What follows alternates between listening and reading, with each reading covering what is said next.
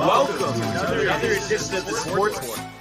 And we are back. We got the full crew in the house. That is what it's all about. The Yankees, out of any team in the league, are the best equipped to handle a blow like this. I think there is a higher power at play here. He's due law of averages. That dude is the ultimate scrub. It's trash.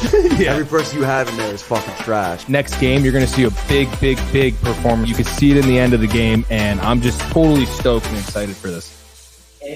And we are back. Welcome to another edition of the Sports Port. Once again, it is the Bar and Tony Show. Anthony, how are you, my friend? Oh, I'm doing very well, Brian. Thank you for being so concerned. But great night, big win for the Rangers. Excited to recap that, as well as Monday Night Football and this nice, beautiful, sunny, cold Tuesday. Yeah, and a trade to talk about in Major League Baseball as well. Before we get started in football, though, I just wanted to give condolences to the family of former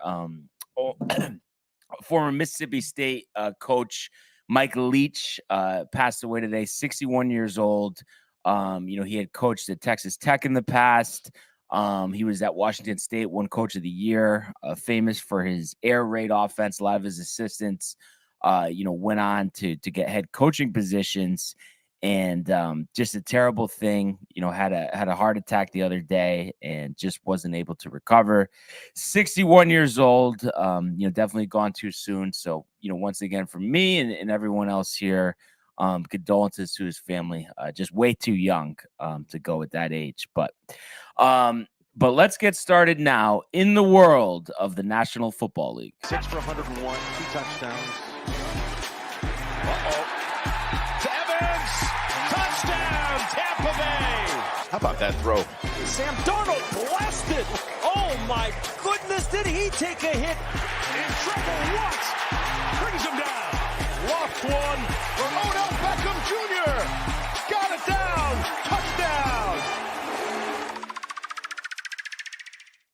All right. So just when we thought it could not get any worse for the Arizona Cardinals, in addition to losing this game last night, 27-13, third play of the game, their quarterback Kyler Murray goes down, waiting for confirmation today, but widely expected to be a torn ACL. Mm-hmm. So season was already over, but that definitely just puts a nail in the coffin, and just leaves a lot of questions to be answered about the future of this team.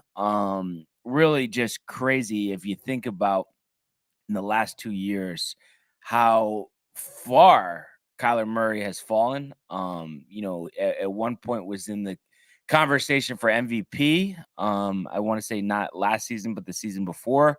And ever since that second half slide last year, him, Kingsbury, the rest of the Arizona Cardinals just not on the same page. And, he really just did not have a strong season this year, especially coming off, signing that massive contract extension. If you look at the numbers, his QBR this year, 51.2, averages 50, threw for 2368, 14 touchdowns, 7 interceptions. He is only 25 years old, so obviously there's room to grow, but with questions about his work ethic, it just remains to be seen how much he can actually grow. And he did run for 418 yards and 3 rushing touchdowns as well. But I mean, obviously this is not that it wasn't already over, but this is definitely the kiss of death, in the season of the Arizona Cardinals. And it's just like, as far as they're concerned, I mean, how do you move forward? Can you do a 1-2 on my mic? I don't know. Matt's saying that it wasn't 1-2. Maybe did you turn anything on before? 10 o'clock. It should be good. Matthew, I'll check the feed as well. Okay, yeah, and Matthew, if you could just confirm that, as well. But yeah, I mean, I just can't believe that we've gotten to this point. Especially obviously the first year they had. Oh, your mic is good. That's what Prefer said. So first says your mic is good. Thank you, Prefer. Wow, Thank you, Prefer. But just a couple years ago, it just seemed like, oh, what a match made in heaven, and Cliff Kingsbury, he's been scouting Kyler Murray since he was in high school, tried to get him at Texas Tech, got Patrick Mahomes as a consolation prize. But moving forward, Tony, before we get to the Patriots side of this, what's the path forward for the Arizona Cardinals? So, where do you go from here? I mean, I guess it is pretty tough. I understand, Murray will probably, somewhat bounce back from that injury. He is pretty young, obviously. But I mean, again, I think the work ethic kind of does come into play. I mean, this is the guy who didn't want to watch any tape, So, I mean, I think that there was questions about him in general. If I were the Cardinals, honestly, I would double down on him. I mean, I just feel like I mean, maybe is there really a market for quarterbacks looking to move that are going to be good? I mean, you can't be just hanging around with McCoy either. So, it does really suck that his injury, the non-contact knee injury here, it's brutal, honestly. And you were mentioning, his numbers, it wasn't a great season for the Cardinals or Murray as a whole here, but I think like Murray still had bright spots. There's still like times for him. Times where you saw where he could be in terms of his level of play. Obviously, he's not there yet, but this injury going to be a setback. But if I were them, I would double down on him. Yeah, right? Yeah, because I just think the compensation package that you're going to get back is going to be very minimal. Yeah. If anything, if anybody's even willing to take on that contract, the amount of guaranteed money, the questions about his play. So I guess what I would think, because I mean, I think this is, I want to say, yeah, Kingsbury's first year was in 19, so this is also his fourth season. But 4 years into the Cliff Kingsbury experiment, obviously his first post as a NFL head coach, I mean, I don't think it's worked. And I think he needs a fresh offensive mind, somebody that's going to utilize his skill set. But when you really take a step back and think about it, it's kind of tough to say, who is that coach? Right. I know obviously the coaching cycle hasn't started, but that would just be kind of, my initial thought, getting that coach in the fold. Who's that going to be? And, can he take Murray to the next level? I mean, any ideas on your end, Tony? Sean Payton? Interesting. I just think. I mean, I don't know any like offensive coordinators or whatever that could kind of like. I just don't know off the top of my head here. Yeah, I was trying to think about that myself. Usually there's the hot, up and coming candidate. Right. One guy that was one of those up and coming candidates was Kellen Moore a couple years ago, but that seems to kind of subsided. And obviously there's some defensive guys. You think about what DeMeco Ryans has done for the San Francisco 49ers as their defensive coordinator, took over for Robert Saleh. It's expected he's going to get a job. I mean, could he come in and then bring in his own offensive coordinator? Somebody, you have to get somebody that's really innovative. But I always just think in those circumstances, it's easier to just have an offensive-minded head coach. I was just going to say that, and then he can kind of bring in his guys. Because I don't know. I mean, how many times, if you think about the young, upcoming star potential quarterback, how many times has that worked with the defensive head coach? I mean, the only thing that comes to mind for me is Sean McDermott and Josh Allen. Everybody else is on the offensive side of things. I mean, obviously, we've seen how Zach went with Robert Saleh. And I guess a name that the kind of comes to mind too, maybe Byron Leftwich. I mean, I know Tampa hasn't had the best season. I think that's a possibility, no? Yeah, definitely. We have a couple comments here from Prefer. He says that if he were the Cardinals, he would trade for Zach Wilson because old Jet quarterbacks are better under different ball clubs. He says look at Darnold and Geno Smith. Yeah, I mean, Geno, obviously, but Darnold, I mean, there's still some stuff to prove. Jury's still out, great, I'm sure. But do you think, like, if the Cardinals do want to pursue a new quarterback, you think they should go for Zach Wilson? I mean, it seems like he's not going to get another snap for the Jets, dude. That's not going to work. Not going to work? They're not – yeah, because the Jets aren't going to take Kyler Murray. So I guess, if you want to do two separate trades, but dead money, I just have a feeling with dead money, it's not even a possibility. Yeah. And I know this is pretty crazy. But what about if they go like a Gruden $100 million contract for Lincoln Riley, who was Kyler Murray's coach at Oklahoma, just came off a good year. First year at USC. I mean, obviously that was when he was at his best, no? Right. You think you would want coach in the NFL? I mean, I think $100 million, who's going to turn that down? It's just kind of tough to jump ship after 1 year, though. Yeah. But yeah, I think though that is the path forward. New coach and just try to, because I mean, obviously we know the ability is there. I guess he just needs somebody who's just all over him and demanding the best out of him. And I think Kingsbury strikes me as a guy who's laid back to begin with. Right. And then now, I mean, the two are definitely at odds. I think they were at odds before the season. There was all that drama about, unfollowing the Cardinals and cryptic tweets and all of that. So annoying. I think they were kind of set up to fail before the season started. So, obviously season over here at 4-9. So we'll see what they do moving forward. I would imagine, no coaching change till after the season. Oh yeah. But we'll see. And obviously, I mean, Hopkins is a nice piece that you have there. And James Conner, I mean, I think isn't bad, but probably the contract they gave him in free agency. I don't know what the terms were of that, but probably, a little bit of an overpay, but definitely a powerful back.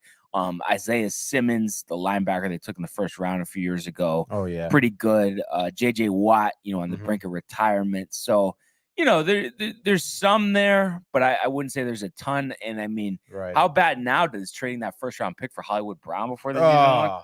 You know what I mean? You wouldn't rather have a first round pick? I don't know. Certainly. And I think that was an attempt to get Murray comfortable, former college teammate, but just hasn't worked. Robbie Anderson hasn't done much as well. AJ Green, did you even know he was still on the team, Tony? No. No, I'm pretty sure I've heard that name. No, come on. Other side of the field, though. So we know, obviously, New England, lucked out pretty well here. You get the starting quarterback injured out of the game, third play of the game. They were behind in this game. 3-0,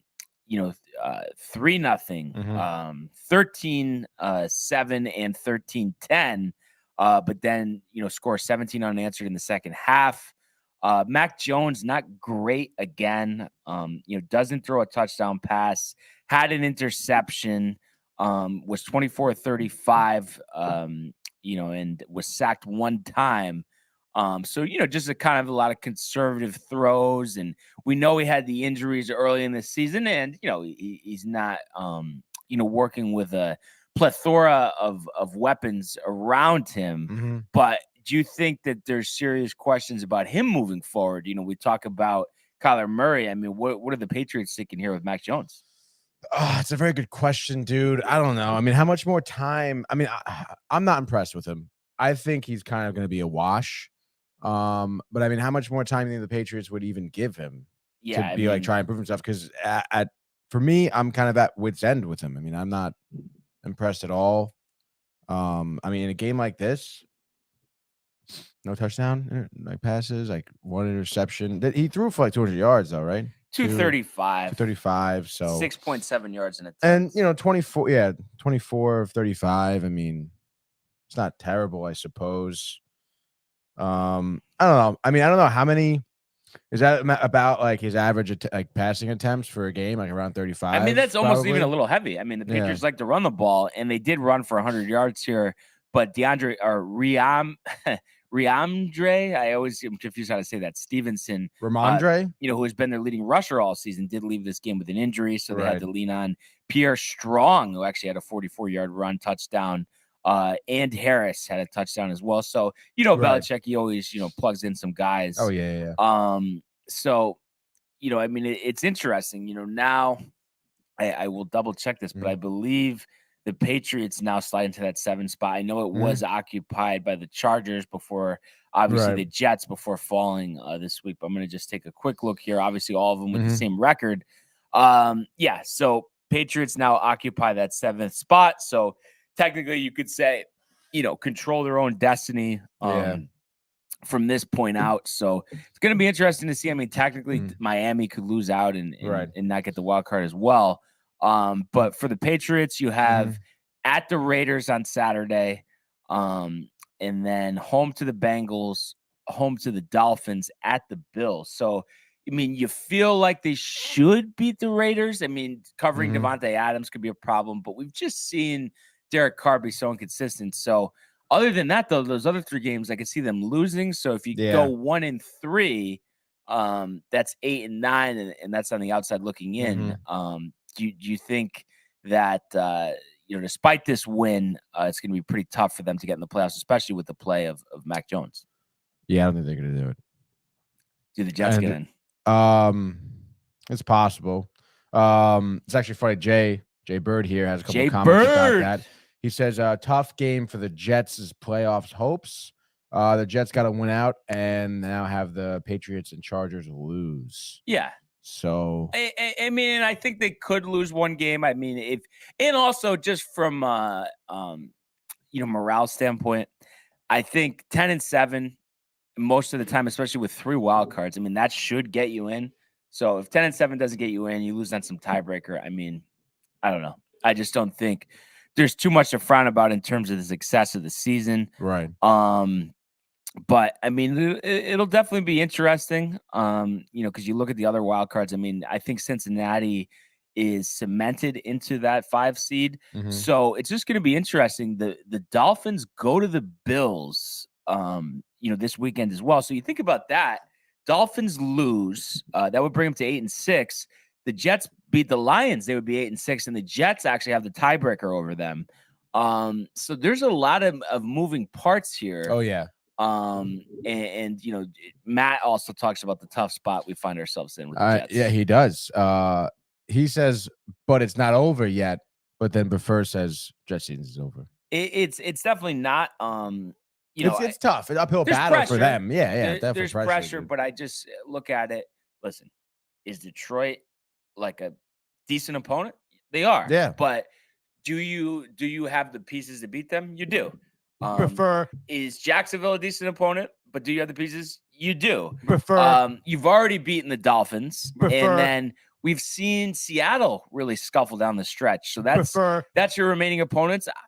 I think they can go 3-1, but I think you have to beat Detroit this weekend. Zach Wilson. And the thing is, the defense has been great. You hope Quinnen Williams is okay with that calf.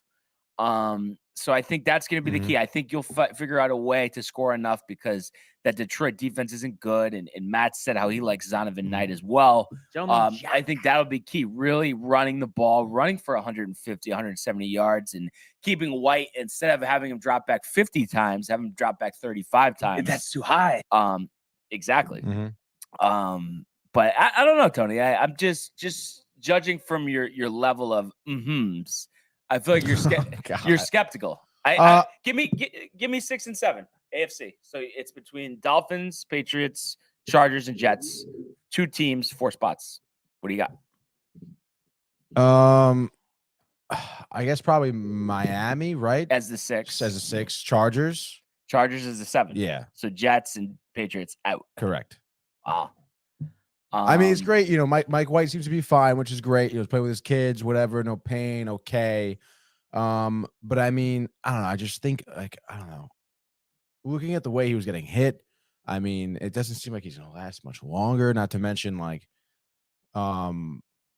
O-line was really not there. I feel like their defense was playing really well this past weekend, as they have been. But it's just they can't score in the red zone. Their running game has been okay, I guess. I don't know. I just don't see it. You think they beat the Lions? Do I think they beat the Lions? No, I don't. Really? Yeah, I think with the Lions, momentum on their side, they're running downhill. The Lions, they've been running downhill. So I think it's gonna be a really tough battle. Do the Jets really have it? I don't think so. I think it's gonna be a tight game, but I think the Lions are gonna want it more. Wow. Unbelievable. Sorry. I don't know. At least, you want to tell me in Seattle, in Miami, those are tricky spots, but I just think there's nothing that points to them having struggles with the Jags and the Lions. I mean, those are 2 teams that they're better than. They've been better than them all season. I know Detroit, is on a nice run here. Right. But the Jets are the better football team. Their defense is so much better, and their offense isn't that much worse either. That's the thing. Yeah, but I don't know. I just think compare like what people thought about the Lions in the beginning of the season. I mean, they've been surprising people every week.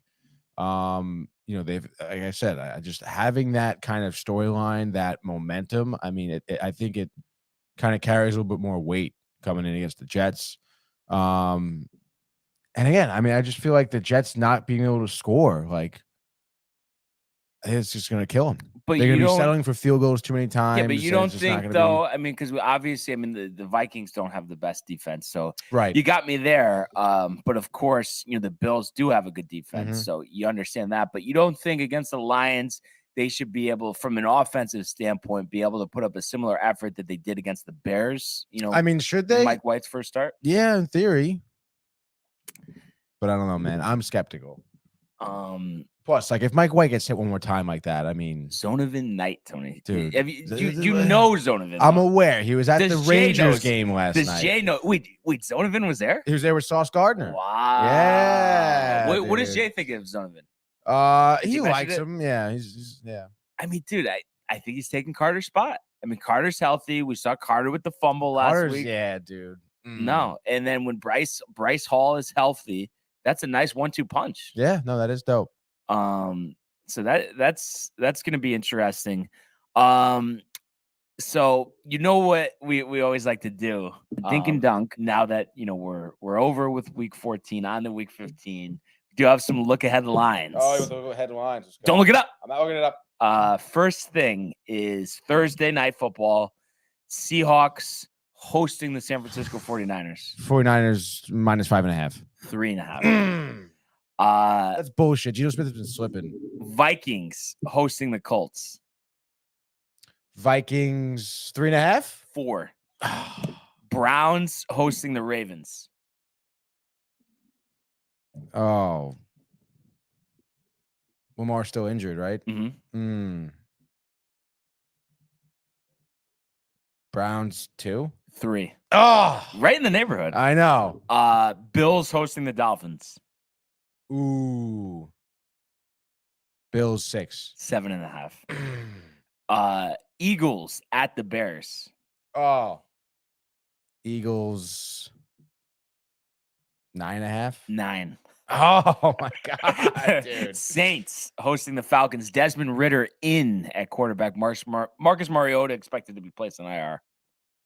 Oh, gosh, what? I guess the Saints are going to be favored by 3. 4. Jets hosting the Lions. Jets 4.5.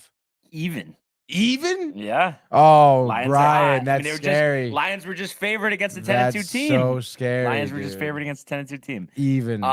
Sam Darnold hosting the Pittsburgh Steelers. Oh, interesting. Pickett, I think, concussion protocol. Yeah, so out, right? Yeah. At the moment, anyway. I guess give me Sam 3.5. 2.5. Cowboys at Jacksonville. Cowboys 5.5. 4.5. Oh god, dude. Chiefs at the Texans. Jesus. Chiefs 10.5. 14. Shit. New England Those are tough, those ones. at the Raiders. The New England at the Raiders. McDaniels versus his prodigy. Protege? Prodigy. I guess Prodigy? Belichick Protege? versus his prodigy. Whatever. Yeah. Protege. Oh god, I don't know. Pats 4. 1. That's a stupid game. Chargers hosting the Titans. Ooh. Chargers 3.5. 3. Come on. Bengals at the Bucks. Interesting. Bengals 4. 3.5. Oh, come on. Giants at the Commanders. Oh my god. Wow. Commanders 2. 3.5. Oh, Or okay. 4.5. My 4.5. mistake. 4.5. Last one, Monday Night Football. Packers hosting the Rams. Baker Mayfield in. Packers 4. 7.5. Are you serious? You're running to the ticket window right now. 7.5? I feel like you like Baker in that game. Yeah, dude. Are you kidding me? Rodgers sucks, dude. Washed.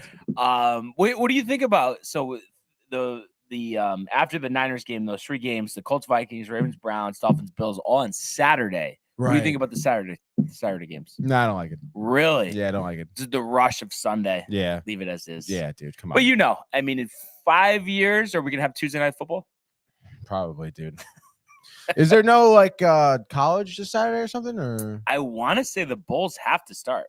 They gotta. Right? So why would they have NFL on a Saturday if there's Well, they maybe just off I don't week know. or I think something? they have some agreement where regular season they don't interfere.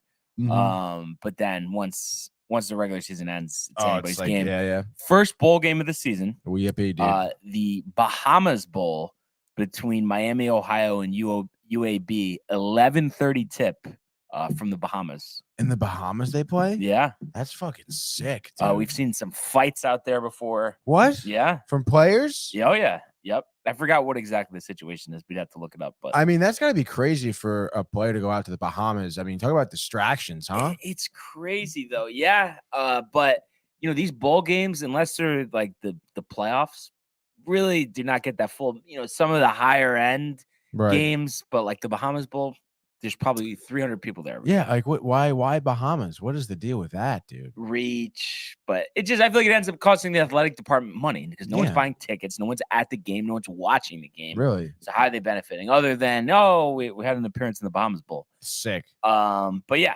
so just thought I would mention that. But let's go now to the world of Major League Baseball. 2-2, he got him swinging. A back-to-back strikeouts for Robbie Ray. There's damage right there. Shohei. Way, Sayonara. Where did that land? Stuck to Chapman, who leaps up and grabs it. Story spins and fires. Out at first. There it goes. See ya. Home run, Aaron Judge. All right, Tony. So a couple moves yesterday, nothing crazy. But obviously the big one, the 9-player trade between the Braves, the Athletics, and the Brewers. And I mean, really, the only name of consequence is for whatever reason, me and you aren't seeing it, highly sought after catching, Gold Glove catcher Sean Murphy headed to the Braves, who already have Travis d'Arnaud. I guess there's talk about a platoon, DH, or whatever, but people are thinking also that that's just kind of some talk and that they'll end up trading d'Arnaud. I heard the Mets might need a catcher. And I mean, I'd obviously, love to have d'Arnaud back. they gave up. No, I think that would be great. They gave up some pieces here, but nobody crazy. But then again, I mean, Murphy? So he wins a Gold Glove. He hit 250, had 18 home runs. He's 28 years old. The year before, he hit 215. I don't know. I just think it's crazy, and I'm just not seeing it. And I said it on Twitter yesterday. I think the combination of Trevino and grooming Austin Wells, give me that all day over Sean Murphy. I mean, do they really think he's going to take a step up and hit 30 this year? Yeah, I mean, I guess that's what they're kind of betting on, and I guess maybe they're thinking, different market, different look, different team, different fan base, more of a fan base. Maybe he's not much of a game. Not much of a game, but maybe he's going to kind of rise to that occasion of having some more people at his back, I guess, which I could see. And he's just very solid catcher. Don't get us wrong here. Defensively very sound. But I mean, I don't think he's really that much to write home about. I mean, he was your best player on the A's. Like, sick. He hit 250. His OPS was 759. His slugging was 426. It was the first season where he played over 120 games of his career. So he's really, the season before he played 119, other than that, 20 and 43. So not a ton of experience. And, I understand because believe me, Trevino, I think he won actually the Platinum Glove Award, if I'm not mistaken, for the Yankees. And, his pitch frame was great, but we know obviously sooner rather than later, we'll probably have that automated strike zone. Right. And I'm just looking here too, minor league numbers.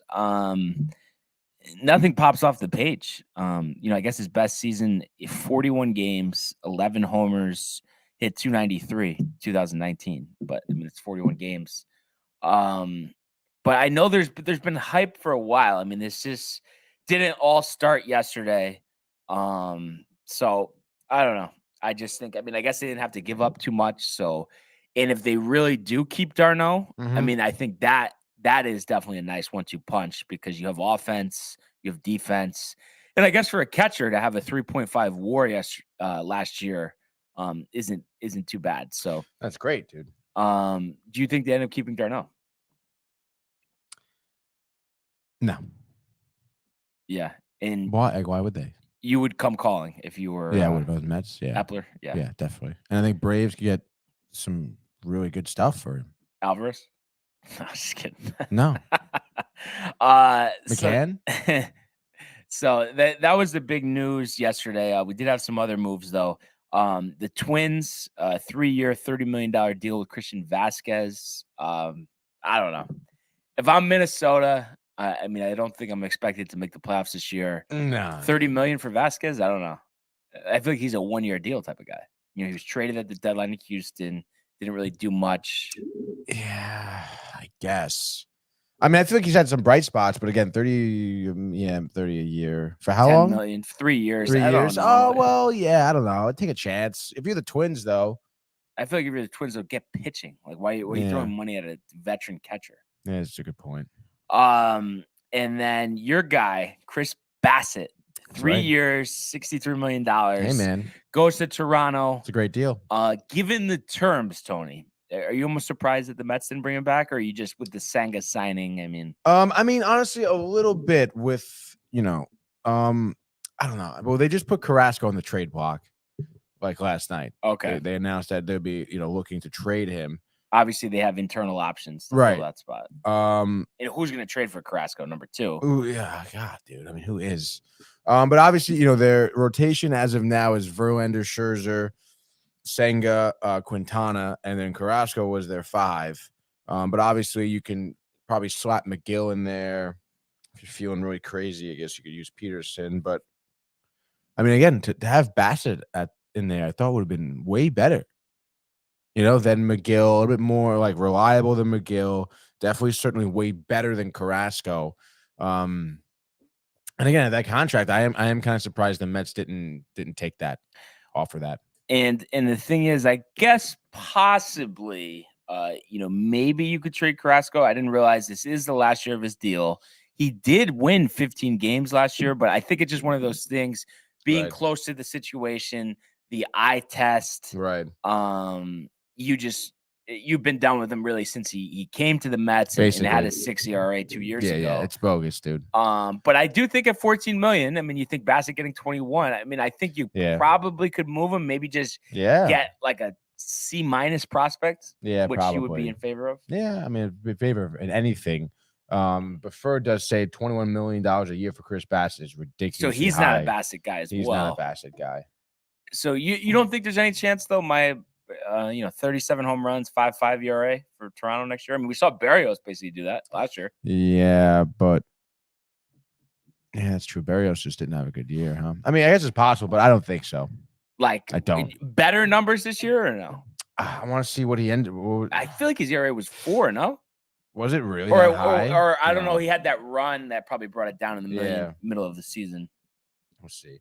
Chris Bassett, a little bit of baseball reference here.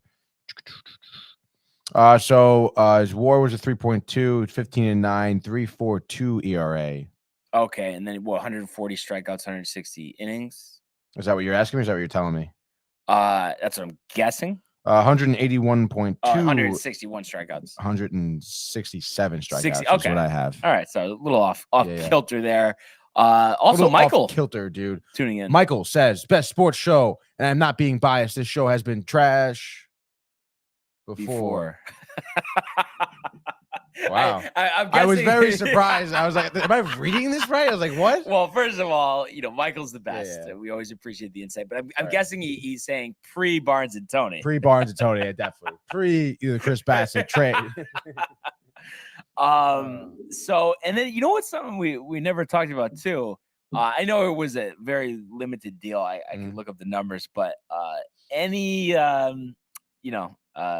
remorse, I guess you could say, about losing Trevor Williams? No. Come on, dude. We're still Manageable contract, 3.2 ERA last year. I mean, the numbers are there, better than at Bassett's ERA. No, yeah, I suppose so, but I mean, he's not going to have that again this year. There's no way, dude. Yeah.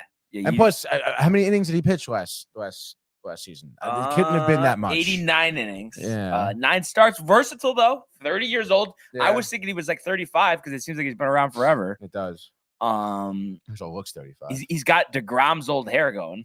It does. He's got the long hair now. I'm not. No, get him out of here, dude. Look, you're tight, dude. Yeah. Get him the hell out of here. Let's see. So Yoshida or Senga, Prefer is asking who has the better season this year. Oh yeah, better 2023. Yoshida or Senga. I mean, I'm gonna say Senga. I'm gonna say Senga too. Yoshida could be literally Rooney's Castillo. Oh, dude. I hope not for the Sox. But did you hear though that everyone thinks they paid double the price for him? Really? Yeah, dude. Hyde Bloom. I saw this screenshot on Twitter ripping him, literally Nesson ripping him, saying everything he's done, that he got nobody for bets, nothing for Bogarts. Dude, he didn't. Yeah, he got fucking Focaccia for both, basically. And then you're liking tweets about potential trades for Devers. Yeah, like that, dude. Devers is nasty. Yeah, I know, dude. Do you think Bloom makes it through next season? No, absolutely not. Do you think he gets an extension with Devers done? Honestly, yeah. But I don't know though, because you're telling me. I mean, I want to say Devers is probably 26. It is. Yeah, I think he is 26. And I guess it is kind of tough because now, like, obviously, Bogarts is gone. He is 26. So it's like, and he is. I mean, dude, he's going to be pretty highly touted. And dude, I think lock to match what Manny Machado got a couple years ago for 10 for 300 and probably more. Really, almost Aaron Judge. I know Judge is a better player, but I'm saying just because of the age. Is his defense a little shoddy though? For some reason I thought he was not bad defensively. Let's see, register fielding. So last year 14 errors in 138 games. That's not awful, but he's not a Gold Glover. No. And back in 2021, he did have 22 errors. So I mean that's obviously high, but getting better. Just turned 26 in October. And if we just look at so last year 4.4 WAR. His career OPS is 854. Career slugging 512. And I just think too to have the combination of power but good contact from the left side. And I really think, last year he took a step back in the power department. 27 home runs, 88 RBIs. But the year before, 38 home runs, 113 RBIs. And back in 2019, the last full season before that, 54 doubles, hitting 311, 32 homers, 115 RBIs. I mean, I think he's got 4 or 5 minimum 30 home run seasons left in him, especially depending on what team he lands with, the ballpark, the lineup around him. I don't like to say positive things about, Boston teams and players, but Devers is good. I think I really gained respect for him when he hit that home run off Chapman. Yeah. I think it was like 105 up in the zone. It's like crazy. So I will, very much so welcome a departure from Boston out of Rafael Devers. I'd welcome into the Mets. It's insane though. They had such a good lineup a couple years ago. They have no lineup. Nothing now. They're dog shit. You know what's interesting? Someone kind of mentioned this. I don't know if it was Rick or what, but the Mets bats. They're still looking for one. What do you think about on a 1-year deal, JD Martinez? I know the season wasn't good last year, but yeah, I'd take him. Why not? 1 year? I mean, he would. If you look at his numbers, he had some really good years, and he's somebody that no one would ever even talk about. Yeah. Well, I feel like last year they were kind of talking about him, maybe like trade deadline stuff. Right. And then nothing ended up getting done. Yeah. And I think that might have had more to do with the season that he was having last year. Definitely. But I'll never forget. So let's see. So it was 2017. Okay. He comes over to Arizona and hits 29 home runs in 62 games, hitting 300. That is pretty crazy. Yeah, I'm looking at that right now. 302 batting average. And the final line that year 45 and 104. The next year he went 43 and 130, 36 and 105. Struggled in the COVID season in 2020. 2021 hit 286 with 28 homers, 99 RBIs. Just last year 274, 16 homers, 62 RBIs. And obviously if we're comparing to the other seasons, that's not really good. But yeah, I just think. I don't know. I think that it's very much possible that he has another 30, 100, around 300 average. Are you season. concerned by the fact that he's 35 years old? I mean, we've seen it. We've seen guys have highly productive seasons older than that. And then to be a DH, I mean, I feel like it'd be better than fucking Vogelback. Here's one more situation for you. What do you got, dude? It's a 1-year deal, vesting option for the second. 150 games played for 20 million. So 2 years, 40 million. Mm-hmm. Second year's of vesting, has to play 150 games. Right? I mean, yeah, why not? 150, yeah. If he's playing 150 games, I mean, yeah, what's he hitting? 210? Yeah. Anything else you're hearing? Just broad spectrum, Mets, Yankees. I mean, obviously Rodon is right. the Rodon topic of conversation. apparently, but I've also heard possibly Mets pursuing Correa. Cohen liked the tweet. Mm-hmm. Put him at second. Put him at third. But push comes to shove. What's the probability, Tony, of that? I don't know. Maybe like 60-40, maybe. 60-40, yes? 60-40, no. Oh, okay. 60-40, no. Okay. Yeah. I just think it's a little crazy. And they're it talking is upwards crazy. of $400 million. I know. And it's like, come on. I wouldn't even sign He's off not on worth that. He's not. But apparently him and Lindor, buddy. Yeah. I feel like to fit that, they don't want to set the trade Lindor. I know it'd be crazy, but you can't. But obviously, can't do that. You think Lindor's better or no? Yeah. But Correa's probably a better fielder, arguably better contact hitter, probably. But still, like Lindor on the up and up here, like he's getting in the groove of things. Why get rid of him now? Well, in his tenure with the Mets, will Lindor hit 40 home runs one season? Yeah, this season. I feel like you're expecting a banner year out of Lindor this year after the first two. What did he hit last season? Wasn't it like 26 home runs, 100 something RBIs? Yeah, he had a lot of RBIs. But yes, I am expecting again. I mean, you think of what Lindor was like. His first year as a Met, it sucked. 20 home runs, 230. That's what he hit. What? Okay, yeah, it was 230, and he hit 20 home runs his first year as a Met. Oh, his first year. Yeah, I think about last year. No way. 270, 270, 26. So, I mean, by that, maybe he'll be, hitting like 295 with like 30-something home runs. Well, and the thing that's tough is, I mean, obviously 23, 24, 25 age seasons, but his last 3 full seasons in Cleveland, his OPS was over 842, 871, 854. With the Mets, 734 his first year, 788 last year. Yeah. So I think I know obviously OPS isn't everything, but still, if he's over 8 next year, I think that'll be a successful season for him. Oh yeah, dude. Do you think I guess a formal offer has been made by now with Rodon? Do you think we get news on that by this time tomorrow?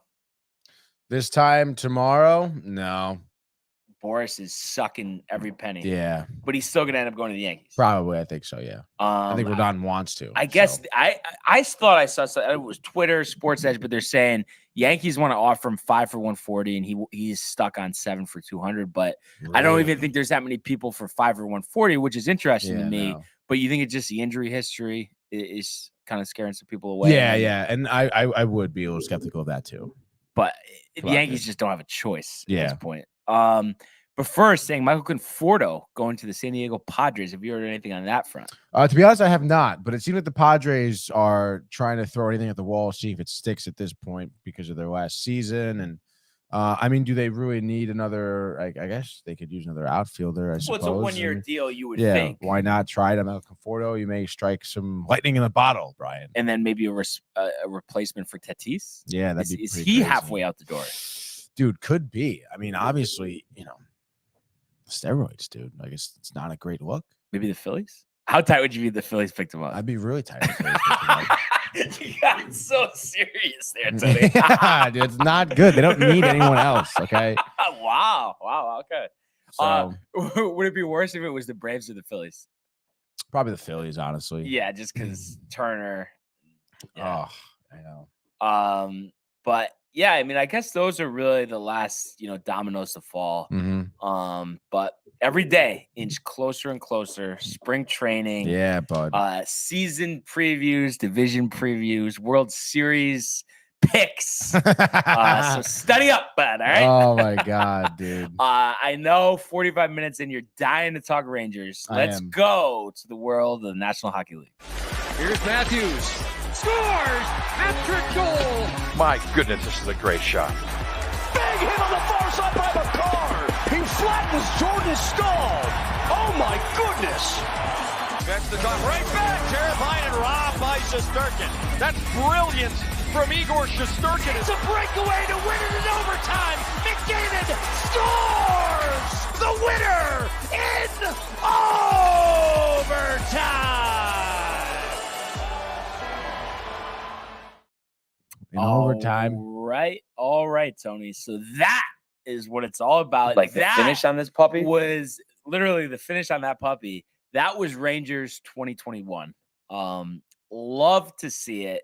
The grit, the comebacks, the clutch goals. But this is your specialty, Tony. So give me full synopsis of that 4-3 win in overtime yesterday. All right, dude. Well, obviously, big game here. The Devils in the Garden. Obviously, the Rangers not having the best season start that they wanted, but road trip has been, boding well for them ever since their win back at home, actually against St. Louis, and then we've seen Colorado, Devils, whatever, Vegas.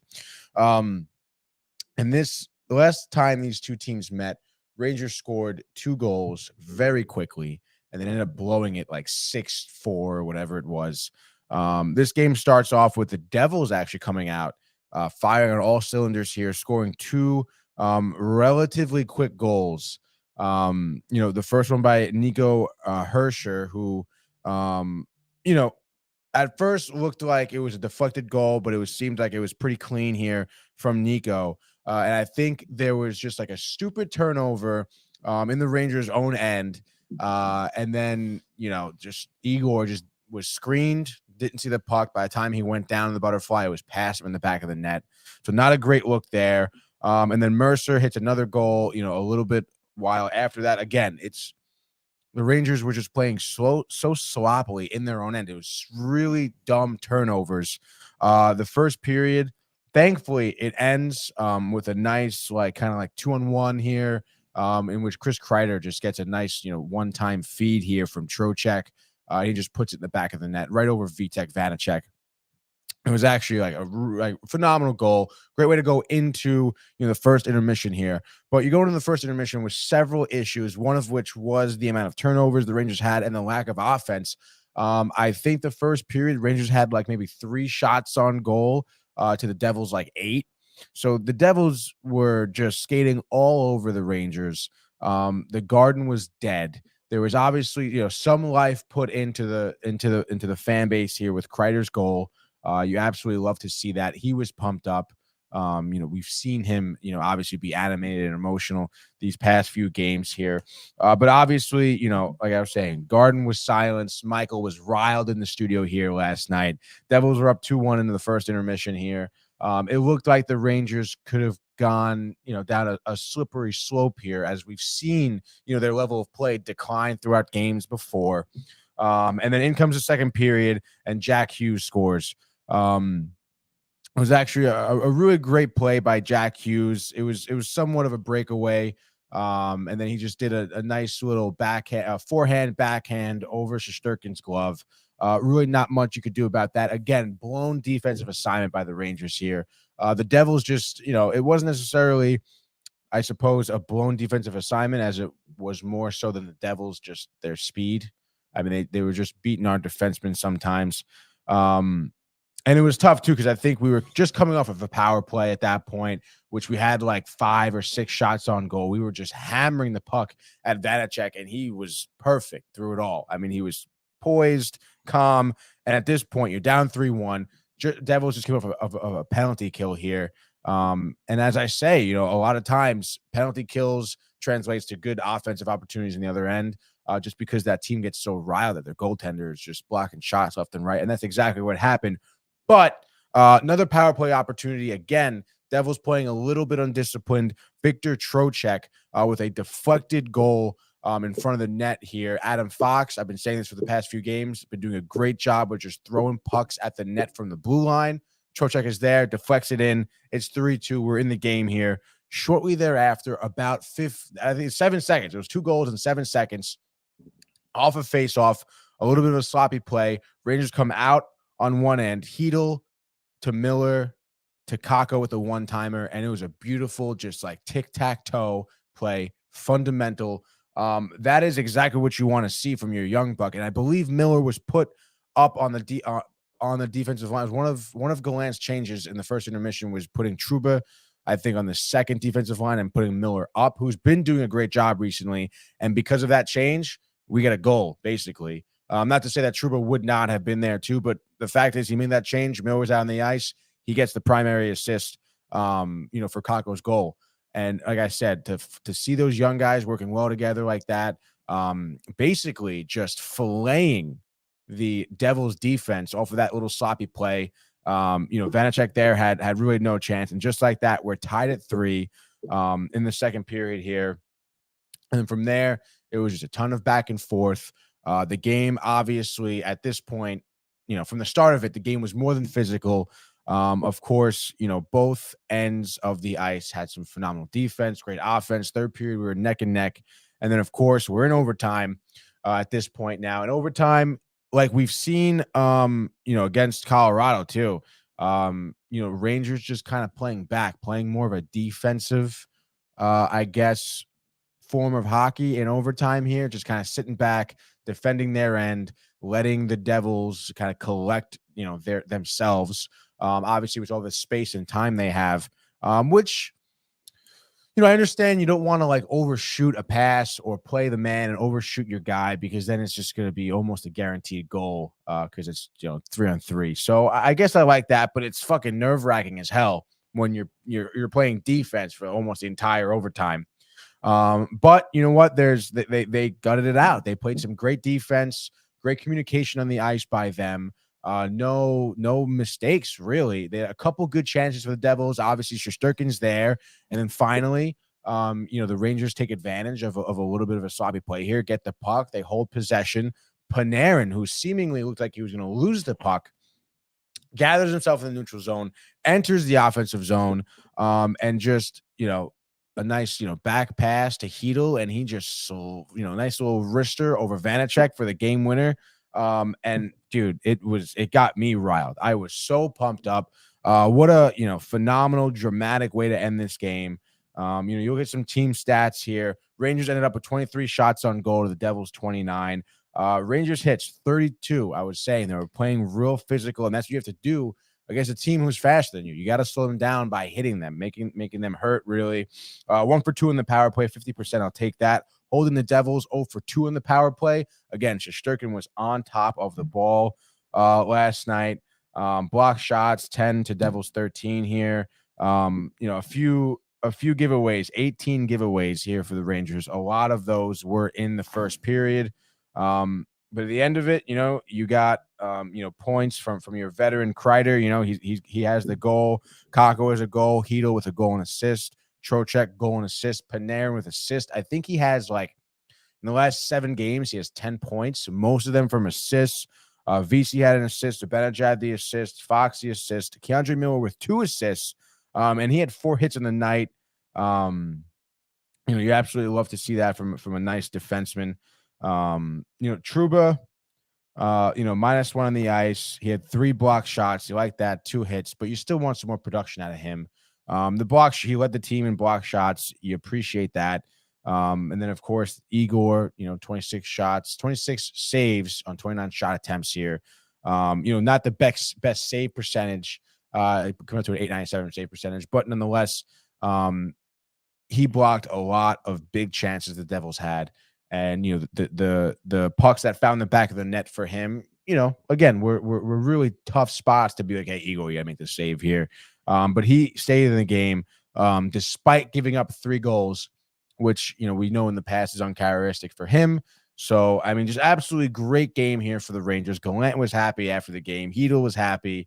And hey, man, their road trip, they've been killing it. It's 4 in a row here. Yeah. Yeah. And, they did something right if Gallant is smiling. Yeah, do dude. that too much. That is for sure. And I mean, I have to say, I don't think there's a debate here. I think this is their best win of the season. Yeah, I think so too. And just who would have thought, you lose consecutively to Ottawa and Chicago, and then you're able to reel off 4 wins in a row, including the Devils, including the Golden Knights, including the defending champion Avalanche. And then I think the Blues was the other win. But it's just interesting when this streak started, that game, they were literally saying on Twitter, all the people I follow for the Rangers, they're like, this could be the game. If this is a bad performance, they just can't Gallant. Right. They have the younger guys with the contracts. They can't trade them. And it's just, I beat a dead horse, but I always talk about turning points. And it seems like for now, this has been one. And I'm very interested to see. We know they've struggled at home before this game. Right. To get this victory. They're off today. They're off tomorrow. And then Thursday, Toronto comes to town. So yet again, another test, another quality team, a quality offense, a lot of playmakers to defend. But you want to talk about really being thoroughly convinced that the bad play that plagued them up to before this winning streak is over with. Let's gut out. It might not be pretty, but let's gut out a win against Toronto. And I think this could be very similar type of game. Shesterkin probably will give up 3 goals. I mean, you think about all the offensive firepower that Toronto has with Marner, with Matthews, with Tavares. They're going to get some goals. It's just on the Rangers to limit those opportunities and also, put some across on their end and get off to a good start. I think that's important. You can get overwhelmed easily against a quality offensive opponent. Definitely. Down 2-0, 3-0 early. And I know, he's very good with assists and but can we get some more goals out of Panarin? I mean, he has 6, Tony. I mean, what's he going to have, 10 this year? Are you really worried about that? Yeah. 10 this year? That's I thought he was supposed to be the bread man. Listen, dude. Adam Fox will have more goals than Panarin this year. That's totally fine. And that's not fine. No, Panarin should have more. 200 assists by the end of the year, okay? Why is he called the bread man? Really, though, that was what would be the nickname for someone who just sets everybody up? Oh, God. The setup man? Michael would know this. You know what I mean? Right. For like NBA, a point guard that's always dishing. Right. Same thing in hockey. I mean, I guess, do they just not give nicknames like that in hockey? I don't know. I guess not. Panarin does lead the team, with 29 assists. Adam Fox second, with 24. And we've seen Kakko recently put some goals in the net. Yeah. Are you optimistic about, come the end of the year that he could be up there with the leaders on the team with goals, or you think that might be a little? How many does he have so far in the season? Do you know? I think it's only 6 in 30 games, but I think 2 in the last 2 games or 3 games, whatever. Yeah. So, I mean, I guess I don't know about leading the team, but certainly, better, I guess, than he did last year. I'm just looking at, I don't know, dude. Listen, he's been doing better, which is great, but first round pick, he's been definitely underwhelming here. For the Rangers. But again, if he continues to improve and he gets, somehow comes out with maybe 20 goals this season, that'd be dope. And then flip him or no? Like if he's on a heater, first sign of a heater, do you want him out? No. Get some value. No, I don't think so. No, I wouldn't. I think I would try to double down with him. You know what would be nice? Have a really, really strong season and then have him be part of a package for McDavid. Oh my gosh. I don't really think Edmonton's going to trade McDavid. What if they lose their last 15 games? Even so, I don't know, man. I just don't. You know what I mean? Like, we have a lot of talent on the team, right? But I want that guy who's. But you want to blow it all for one guy. No, because I think in trading for McDavid, I don't think we'd be trading Kreider and Zibanejad. You know what I mean? I think it would be probably not 5 first rounders, Kakko, Lafreniere, Hedl, and Fox. You have to give him Fox. What are you gonna do? You know? Yeah, that's a big mistake. That's a huge mistake. Where would you draw the line in Huge the sand mistake. for the McDavid package? I would fine. You want 5 first rounders? Okay. Fine. I'll give you Kako, who's another first rounder. Lafreniere? No, not Lafreniere. You really are a believer in Lafreniere? Yeah. Really? Okay. Would you give him Hedel? Truba trading the Captain for captain, and then that's it. We did see them do that Yeah. with St. Louis, Mhm. and obviously that resulted in the Stanley Cup final appearance. Yeah. So But no, but I think you're kind of giving me a tough time here, but you know what I mean. Where I just feel like we need that one guy. I'm not saying blow up the whole team, but like because Kreider, I think, is not that guy from last year. Not to say he's not a very good hockey player, but I think he's more of a 30-goal scorer than a 50-goal scorer. Yeah, you're probably right. But I would be very hesitant to disrupt like what's going on in the team right now, But so you don't even want to bring anybody in. Let's say you're only giving up draft capital. Like you literally No. Draft capital is fine. I don't want to give up. Okay, give up anybody. And do you think definitely an offensive guy that you would want to bring in if they're going to bring in somebody versus a defender? Yeah, I think so. We have some great defenders. Miller's been great. Schneider's been great.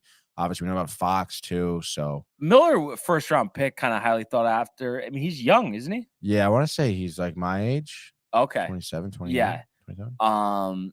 And so you think though too, out of the 3 young guys, Hedel, Lafreniere, Kako, Lafreniere, you think he's going to be the best?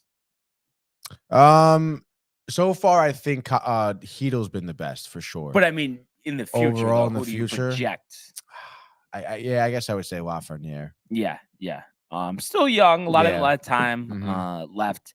But yeah, so right now they find themselves in that 7th seed, the first wild card spot. Right.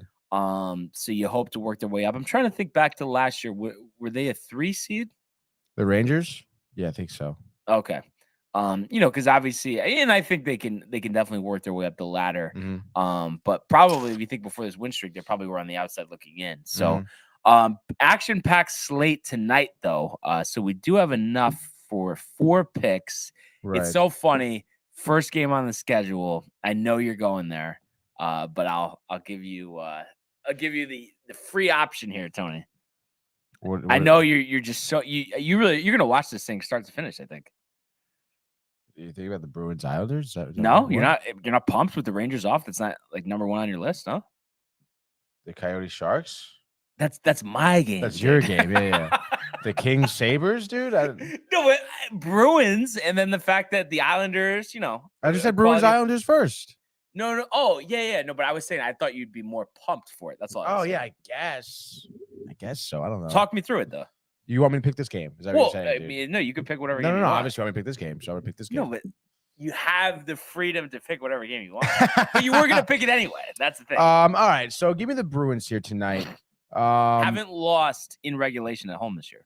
Have not lost in regulation at home this year. I think that's a huge, obviously, stat for them. I mean, geez, what are we at? 27 games? 20. Yeah, so we're already more than a quarter way through games. the season. Yeah, into the season here.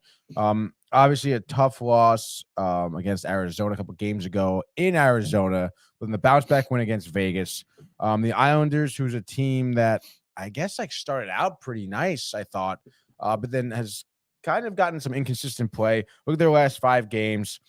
Basically going every other here with some losses. Lost to Nashville 4-1, beat Chicago 3-0, losses to the Blues 7-4, beat Jersey 6-4, lost to Carolina 3-0.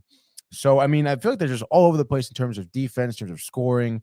And this is a team, obviously, that has a great goaltender. I mean, about Sorokin and even Varlamov are 2 goaltenders that have been fire for them. And, of course, they can parallel the Bruins here with Ullmark and Swayman, who've been doing really well, too. But I just think, Matthew Barzal, he's someone who, great score, goal-making abilities here. He only has 3 goals in the season. Obviously, he is leading the Islanders still in points, but with obviously predominantly being that setup man, 27 assists, 3 goals here. You have Brock Nelson leading the team in goals with 14 here. So, I mean, it is interesting to see that kind of change, I guess, for Barzal, which I think is a reason why they don't score a lot, honestly, because Barzal is, I guess, falling into this setup, man. Obviously, Brock Nelson's been great for them too, but I just think the Bruins overall have more pieces. We understand, obviously, the leadership of Patrice Bergeron, the playmaking abilities of David Pastrnak, who's been their best player for the past couple seasons now. I think it'll be a tight game here, but again, Boston at home. I would say give me the Bruins here. I'll say 5-3. Okay. Yeah. Tight early, couple goals in the third. Or? Tight early. Bruins maybe get one beginning the midway in the third to make it 4-3, and then they go empty netter at the end. I know we got a lot of time left here in the season, but if you had to give me an answer on this, do you think come playoff time we will get Bruins Rangers? Oh yeah, definitely. Second round. Hopefully not first. Hopefully not first. 8. Yeah. I can see second round. That makes sense. Would you almost be excited for the first round? Let's just knock them out first round. Let's that'd be dope. Way. I mean, that'd be awesome. That would be a true litmus test. Have they faced them in the playoffs in a while or not really? Because I know the Bruins have won some cups. Rangers, I think, didn't make the playoffs those years. Yeah. So yeah, that would be great. Yeah, the Rangers always ran into like Pittsburgh or Washington. Yeah, that common opponent. Obviously, the Hurricanes this year. So I'm gonna go with Toronto. I mean, 480 on the money line against Anaheim. I think they could start Eric Kallgren in net, and it won't matter. It's interesting. I guess there's been injuries. This goalie strategy. 3 guys have 10 starts. For the Maple Leafs here, and Samsonov and Murray have been great, 8-2, 8-2, 7-1-2, but then Kallgren 3-2, 4 overtime losses. That is tough. Which is kind of interesting. And then save percentage just under 9. But I think, listen, like I said, I mean Ducks more than likely number 1 pick in the draft this year. So I just don't even think this could be 3-0 midway through the first. And I guess Samsonov likely, John Gibson unconfirmed. Gibson has gotten lit up in that. I'm sure some of that has to do with the poor defense around him, but I don't think this is close. I'm gonna say actually 7-2 Maple Leafs over the Ducks, and you're gonna see an Austin Matthews hat trick. Wow, dude. Hard to argue it, right? It is minus 480. Crazy, but minus 480. What's gonna happen, Tony? You could just tell the audience here. What, upset? No, I mean, does that not? Yeah. We've seen it this year. We have. I mean, the Coyotes beat the freaking Bruins. I mean, we didn't even give them their due for that. No, we really didn't. I forget what. I think it was a week. It was the weekend. This weekend. It was a weekend game. So. But that shows you that. I almost think just because obviously, the Bruins have had a better year than the Maple Leafs. I think that's even crazier that happened versus the Ducks being the Maple Leafs. Yeah. No, honestly. So what do you got for number 2? I'm just looking here. I'm surprised you didn't take Arizona, honestly. I think you're a little scared. So I'm going to leave you that game. Trying to bait me? Yeah, I am trying to bait you. I'm looking at this Kings Sabres game. And tempted to take your boy Thompson. I really am, dude. I really enjoy the Kings, obviously, too. Kings are beat, though. They're not beat, dude. They're not winning a playoff series, let alone possibly making the playoffs. They could. They certainly could. Not win a playoff series. They certainly could win a playoff series. No way. Buffalo just dropped 2 in a row against Pittsburgh. LA just dropped 1 in Columbus in overtime. Got washed by Toronto 5-0. They beat Ottawa, beat Montreal.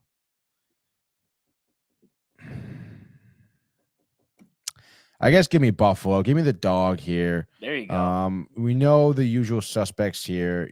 Thompson, Dahlin, Craig Anderson is probably going to be, in between the pipes here. 41 years old, but 912 save percentage here for the Sabres, Tony. dude. Come on, he's Halak Jr. Come on. Basically, but look, 297 goals against on average, 912 save percentage. He has 1 overtime loss. He's 5-4 in the season, but you did tell me though that you think Halak's better. Yeah, that's crazy. Give me Buffalo here. I'll say 3-2 in overtime. All right. Hot coffee today.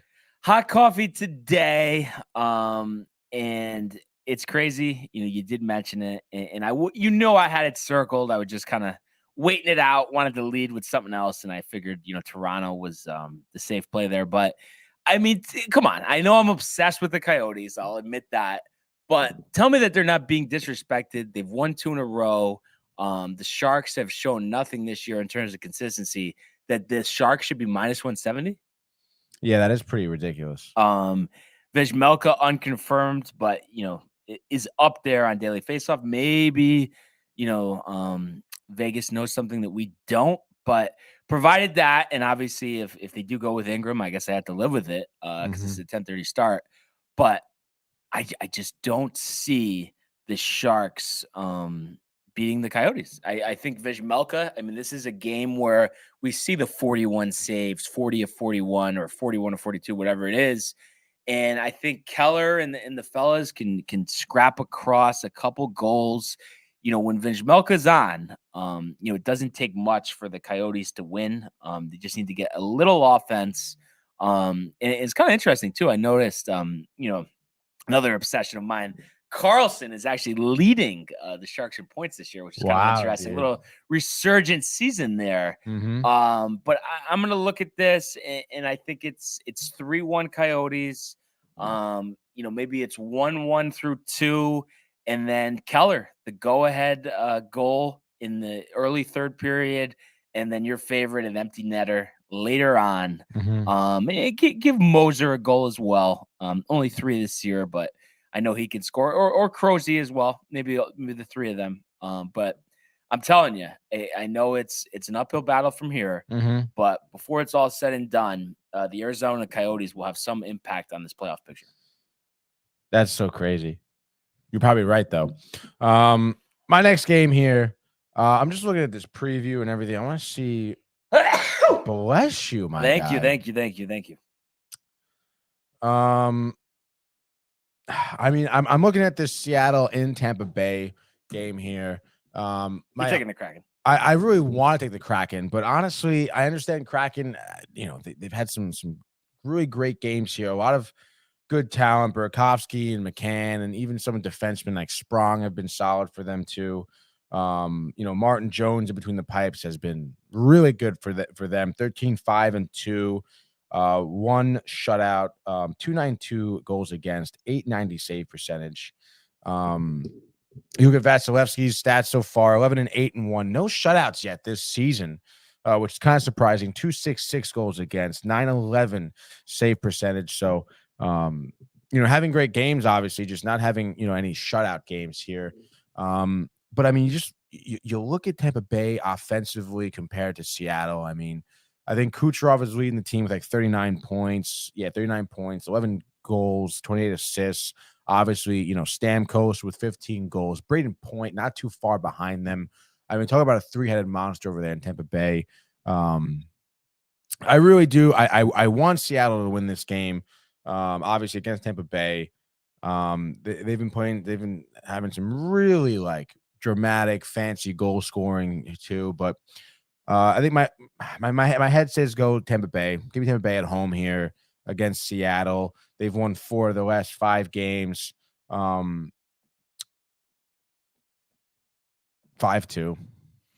Yeah.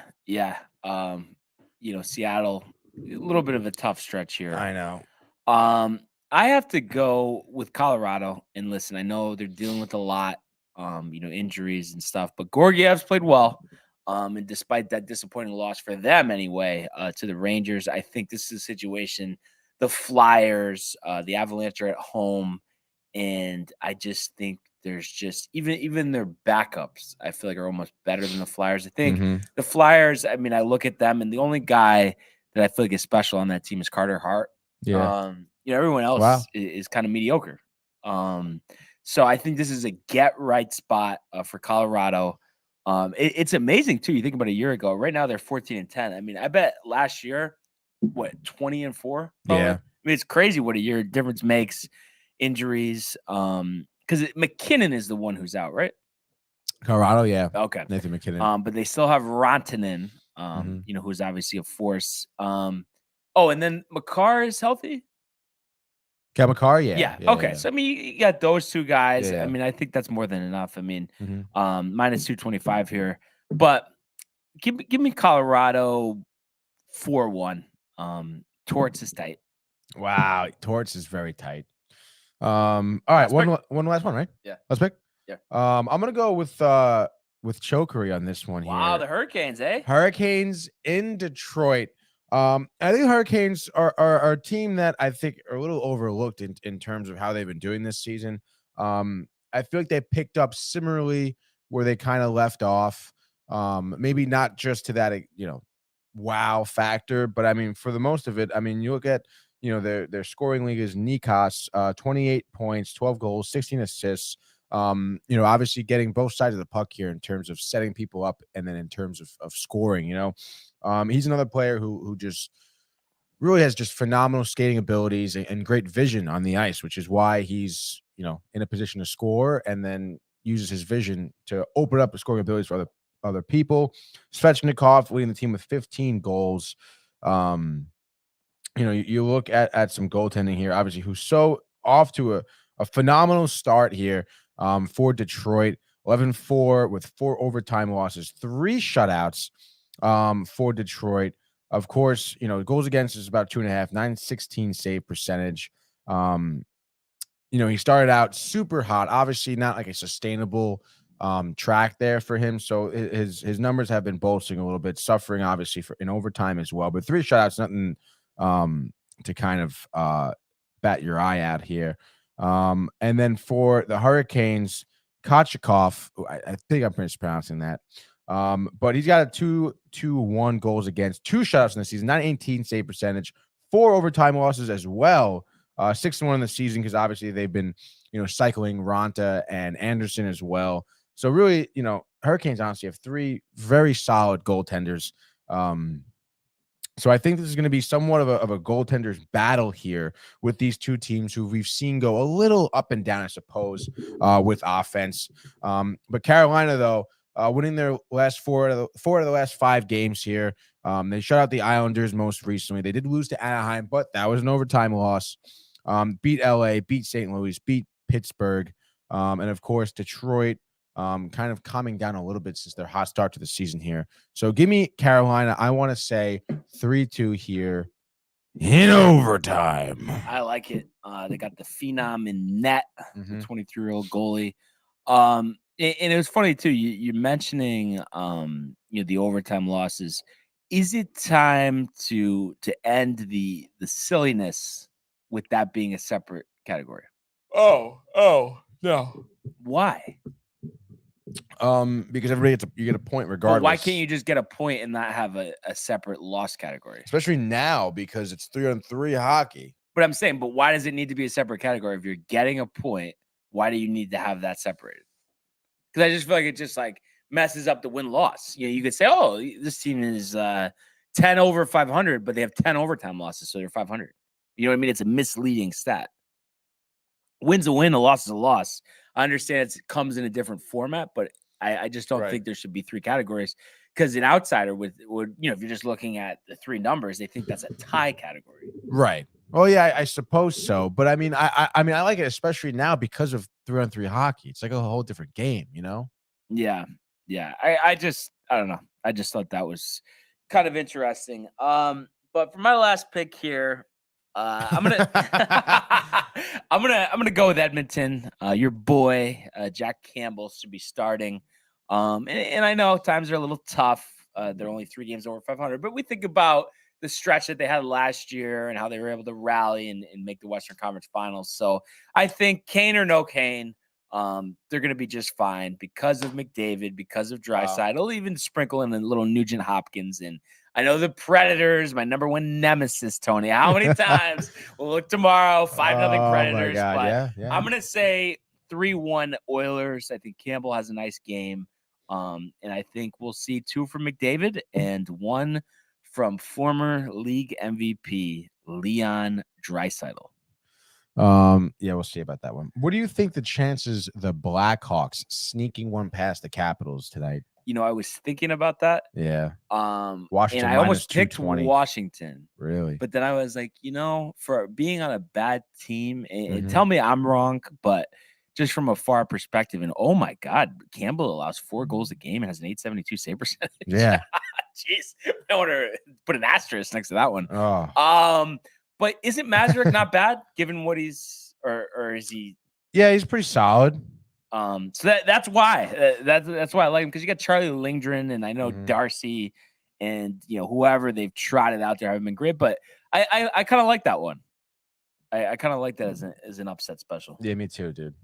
But I mean, geez, 7-15. We think about the poor start they had last year. Yeah. They've actually lost, Tony. This is crazy. You're not even gonna believe me when I tell you this. So they've lost 1, 2,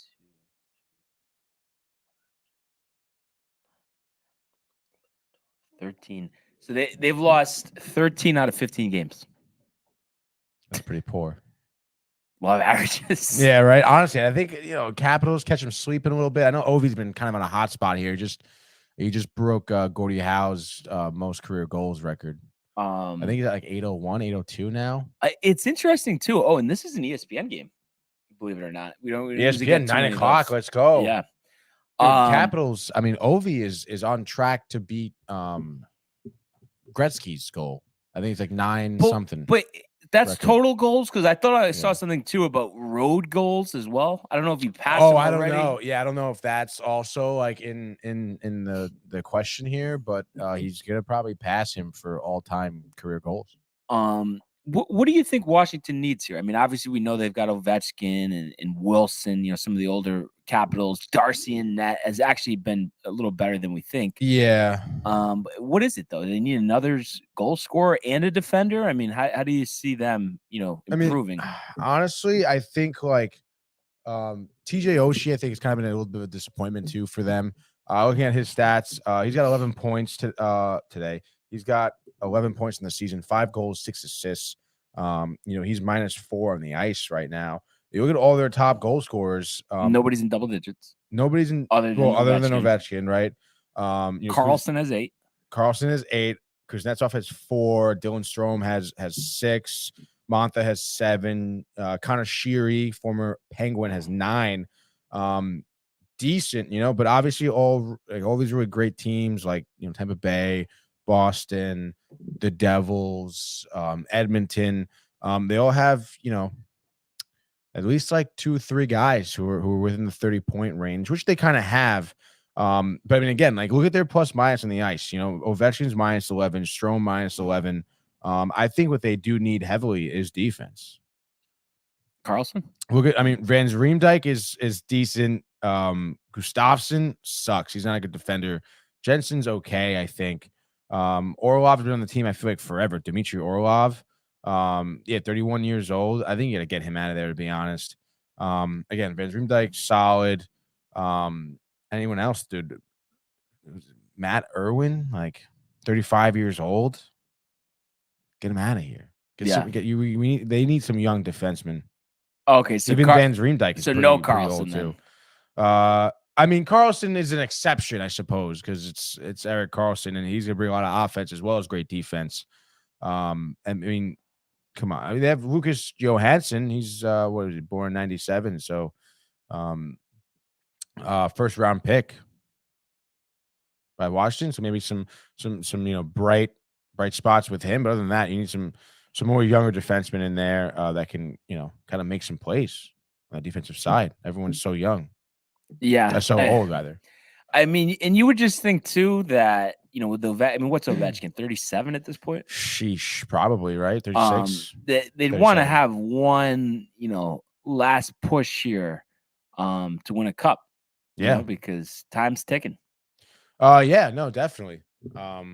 But I think for Ovechkin, I think he's going to be in the league for another probably 4 years. Yeah, he's going to play certainly until past 40. You know what I was surprised, because you're talking. I just thought about this. You're talking about trading Trouba, and I thought about older players, I thought on Twitter you would have liked my comment about Yager being the captain of the Rangers. Was he ever captain or no? Yeah, he was. Oh, he was captain. Yeah, he Okay. was captain.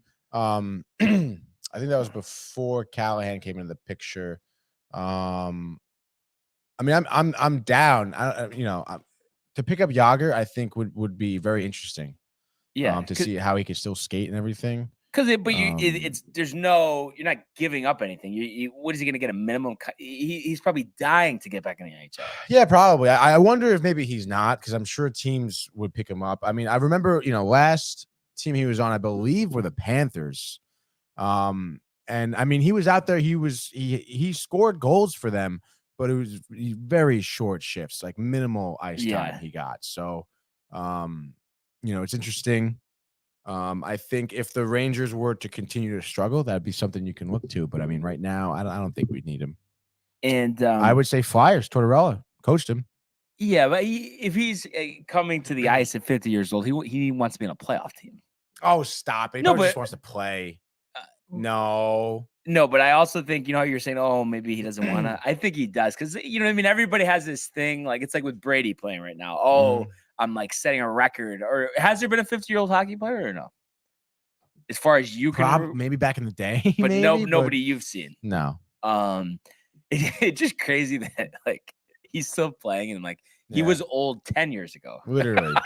Like he's played for like every original 6 team. I think he's played with sons of people he got drafted with. He's like a workhorse. It's ridiculous, and it sucks because I make the argument that he's like one of the best players to ever play the game. And it sucks because if he didn't play overseas for like 5 years in the middle of his career, like why did he do that? Contract know. dispute? I think so. I think it was. Yeah. But yeah, I mean, you can't argue with the longevity. And one thing I just want to mention as we round out here, this hockey bonanza, Tony. I know, this is crazy. The Penguins have heated up, and I think you have to be pretty surprised here. Yeah. Crosby, 17 goals, 21 assists. Malkin has 9 goals, 20 assists. And then, you have Rakal, a guy that I'm not too familiar with, and Gensel, you're formerly known as Gutznell, has 13. So kind of a scoring attack from all over. And then honestly, what a story. I mean, you want to talk about a warrior. Chris Letang is playing again. I know. Second stroke. So crazy. He's back out there. I mean, I know, things have been disappointing of recent come playoff time, but are the Penguins possibly a little overlooked here with Jari and Nat having another great year? Yeah, I think maybe, excuse me, a little bit here. I mean, they were off to a slow start. Big question mark of them coming into the season. Them kind of, doubling down on their old guys. Keeping Malkin, who got off that long, knee injury rehab and everything last season. Obviously, keeping Letang, Crosby obviously getting old as well. They're certainly not the youngest team around. But obviously, those players still kicking, those 3 guys. And of course, Gensel kind of picking up where he left off last season. 40 goals last year. I didn't even realize that. Yeah, dude, he was great for them. I mean, he was killing it in the playoffs too. Yeah. Killing it in the playoffs. Well, if one team we want to see in the playoffs, it's the Penguins. Remember? Yeah, literally. No. I didn't say that. You said that. I know. And you were tight because you went to Game 7. Yeah. God, dude. I'd welcome the challenge again. Oh, God, dude. So, yeah, Tristan Jari, I guess, I don't know. He's all right. Well, why are you so tight on him? I mean, he's got a 920 save percentage. Yeah, I'd like to see what that's like a couple months, honestly. Why the trepidation, though? I just feel like even last season, it was the same deal. He was kind of up and down, big stretches, and then he gets hurt in the playoffs, obviously. So, I don't think I've seen enough from him to be like, wow, this guy is. And we talk about the Patrick Waugh era of goaltending. He's not played in 60 games once in his career. There we go. Career high 58 last year. There we go, dude. Think about it. I forgot who it was. DeSmith? Who? No. I was just riled to see it. I almost want to say it was Logan Thompson, but I feel like I'm wrong. But I was looking it up because we never see this anymore. And it was a goalie back-to-back game starter playing in both. It just happened. Because isn't that, I mean, I feel like at this point, I mean, I don't closely research it and everything, but I feel like it's like less than 5% of the time the starting goalie starts the second game of back-to-back at this point. Yeah, no, you're probably right. Logan Thompson, really? No, For- it's probably not. yeah. Who the hell was it? I don't know why I can't think of it. Wasn't Vizmelka. This is gonna annoy me. You have no idea who. Let me just see one more thing here, because I might have even looked this up yesterday. Who would it be? Olmark? No. Ooh, we got it could have been Allmark, I guess. for the Great Bruins. sweater. Yeah, Matthew coming in. Late comment. Great sweater. Let's go, baby. Big win last night. Bobrovsky? Back-to-back games. It definitely was not Logan Thompson. Maybe Bobrovsky.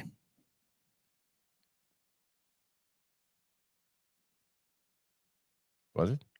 I think it was. Sure, He's a lot older than I thought. he's 34. Yeah. I was dude. thinking he was like 27. Spencer Knight's the future. Spencer Knight is the future. Let's see. Game logs here. Yeah, 10th and 11th. Okay, and they lost both or no? They lost both, yeah. So then this is where you come in and say the numbers the numbers do say, dude. But last question, Tony, because I know we're we're extending here. He gave up 4 goals in each of those games. Is that the number you want? Up to you though, and we're just talking about Igor. Number of starts. Throw specifics out the window in terms of which games are back to back, but number of starts. If it was up to you, out of an 82 game season, how many starts does he get? 70. Right, and he's Yeah. probably going to get 62. Probably, yeah. Or even 59. I'm saying conceivably, we could see that. I mean, Jari only had 58 last year. I know he was injured down the stretch. But I just feel like now, you know what I mean? It's been a nice stretch. We haven't had to see Halak in a while. Yeah. They better not. I know I say this every game now, but they really better not even think about it on Thursday. I mean, come on. We got a couple of days off with momentum's on our side. We can't have Halak giving up 3 goals in the first. So he's got 22 starts so far this season, Igor. And Halak, I think, has, is it 7? Yeah, something like that. 1-6-1. Oh, 8. 1-6-1. You said he has 20 what? 22 starts. 22. Right so yeah, I think he's a 58er. He had 52 games started. So 58 would be a career high For him, yeah. Yeah. But also think about it. I mean, last year he had Georgiev backing him up too. So yeah, more starts this year, obviously. Someone you didn't really like. You think any chance other than, I mean, I know we saw Domingue, star in that win the other last week in the AHL. You think any chance they go outside the organization for a backup, or you think it's just Domingue or Halak? Probably just Domingue or Halak. I mean, at this point, there's really no reason. And after seeing him live, should Louis get the call? I don't know, dude.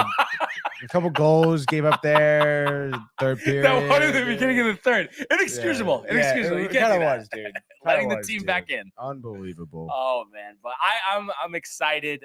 There's a big night of hockey, and I honestly might watch like the first period of that Coyotes game. I'm excited for that. I think that's gonna be great. That is gonna be great. And the Islanders game is gonna be fun too. I don't know. I'm thinking Islanders, man. I just like with the Devils, it seems like now maybe a cold stretch is coming. I kind of feel like it has to happen for the Bruins. They're not gonna win 68 games. I'm not saying they're gonna win 68 games, maybe 63. That's still crazy though, if you think about it. How many teams actually win 63? Not too many. I'll be interested to see, honestly, how many when they won last year. I mean, Colorado, I'm guessing 160. Bruins. Oh, did they go one and done in the playoffs, or they didn't even make the playoffs? They didn't make the playoffs. Okay, Cassidy tight. Yeah, very tight. Where did he go? Vancouver. Mm-hmm. And then obviously dumpster fire once again. Yeah, fired by midway next year. Possibly, dude. Maybe they try out probably for the year. Yeah. See where it is. Yeah, see where we end up. But I know we've dove into a lot here, Tony. Anything else on the way out? Believe it or not, dude. By the way, Cassidy, head coach of the Knights. That is actually crazy. Yeah. So they've actually played well. Were you going to say the believe it or not though, or is that just Cassidy? I remember. But believe it or not, screen time action right after this. Oh, right. Should we just do the intro now? Honestly, dude, might as well. It's starting at noon, so like 25 minutes screen time. Manny in? Or? No, just solo dolo me, dude. Solo, not even Michael. Solo me, not even Michael. Wow. Yeah, so that's interesting. Yeah, it's gonna be a good time. I watched this show, The Bear, which I actually think you would enjoy. It's on Hulu. Okay. It's actually about this. It's a chef. Okay. In Chicago. Blackhawks fan? Yes, big Blackhawks fan. It's like his he inherits this restaurant from his family. He was like a, Michelin star chef, inherits his restaurant, Chicago beef restaurant. Okay. And they're in trouble and he's like trying to build it back up and stuff. Eight series. I think I haven't done much research on if they're doing more. It was only one season, 8 episodes. Great show, dude. I don't know if you ever watched Shameless. You ever watched that show? So I did. There was a little nudity in the beginning, and then I was like, I don't need to see this. Can't do nudity? Well, I mean, what type of nudity do you think it was, Tony? Was it a dude? No, Tony, it wasn't. Like, come on. I mean, I don't need to see that. See, that's the problem. That's the problem with films today. Like, they force things. It's just like, why are we doing that? You know what I mean? Why are we leading off with that, You can't give me a good reason why. That's all I'm going to say. I can, but I mean, it's not that I want to see it, but I'm not going to stop watching a show. Not stop watching a show, but there's no need. That's the point. Why do we have to force that? Why? What is it? What is it? Honestly, I mean, geez, fucking, what's his name? Harvey's in jail. All right. I mean, oh my God, that's funny. It is a force at times. I know you can admit that. Yeah. I'm sure there's some people talking how there's no male nudity, always right. Whatever. And then there's that couple that's just like always like doing it in front of their friends. Yeah. I mean, come on. What are we doing here? Wait, is this reality? I mean, the show's called Shameless, but anyway, the brother is in the show. Great actor. No, the father in Shameless is annoying. It's like, really? Put the freaking bottle down. I know. He's just a shithead, dude. He's such a piece of shit. Yeah. But the son, not nude in The Bear. There's no nudity actually in the show. Right. It's a great show. Food. Oh, dude, it's dope. You have a Chicago beef sandwich? Are you into that? I don't even know what that is. Oh, it's honestly, I think it's kind of stupid, but it's like a basically burger?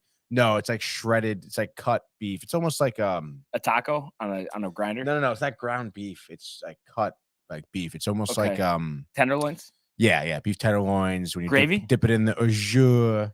Yeah, dude, it's fine. I like a French dip. Yeah, French dip. Yeah, exactly. Yeah. Okay. I enjoy. I've had one in Chicago too. They're very tender and delicious. If you get them right, awesome. So great show there. I'll be reviewing that. Oppenheimer. Are you familiar with the man Oppenheimer? I know there's a guy Damon Oppenheimer who's like works for the Yankees. This is not Damon Oppenheimer. I forget his first name. William Oppenheimer, maybe.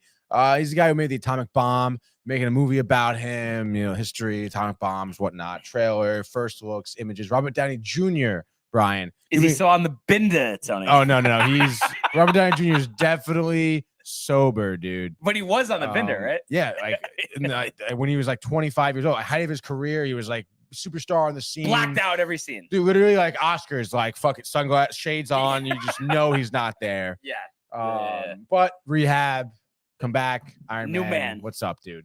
So it's gonna be dope. Good episode. It's gonna be me, thick breakdowns of trailers. Prefer and shows. Maybe videoing in as like a guest honestly, host? prefer. I would appreciate your help if you video in for the show. It'd be a great time, dude. I'm surprised you didn't make a comment about the Shameless nudity, right? You'd think that'd be right up his alley, be like ready on the yeah, maybe. I don't know. Maybe he's taking a break right now. Maybe he's watching Shameless. That's true. That's true. But what a day. And I know Tony's still cracking up. He's gonna make some type of bite about that one. But what a day, honestly, a marathon as we approach an hour and 40 minutes here. But dude, we can go 5 more hours easily. Baseball, dude. back to baseball. Honestly, but anyway, what a day, what a life.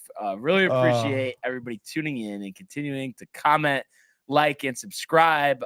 The archives on the YouTube page. Tony, Michael, Renee in costume.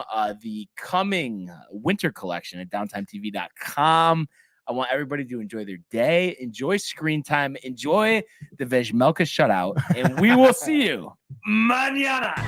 Hey guys, Tony here from Downtime TV checking in. I want to thank all our fans out there who's been liking, subscribing, sharing our content. You guys are the best. You guys are our bloodline. You make us love what we do. Thanks again.